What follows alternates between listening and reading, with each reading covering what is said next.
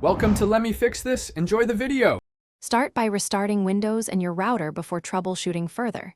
This clears transient issues and network hiccups quickly. Next, check that date, time, and time zone are correct on your PC. Incorrect settings break Microsoft Store authentication and downloads.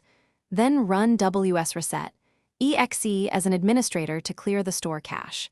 The tool resets cache without uninstalling apps or settings. Finally, sign out of the Microsoft Store and sign back in with your Microsoft account to refresh credentials. If quick fixes fail, run System Repair Tools to restore components. Open an elevated command prompt and run sfc/scanno to repair system files. After sfc completes, run dism with dism/online/cleanupimage/restore health to repair the Windows image.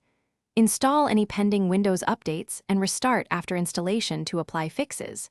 If the store still fails, open Settings, navigate to Apps, select Microsoft Store, and choose Reset to restore defaults and clear app data.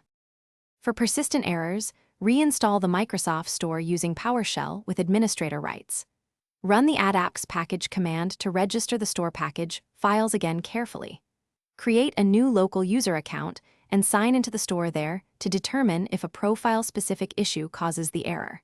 Temporarily disable or uninstall third-party antivirus or VPN services, and then retest the store functionality. If network restrictions cause the problem, try a different network or use a mobile hotspot to isolate connectivity. Thanks for watching. If you found this helpful, don't forget to like and subscribe.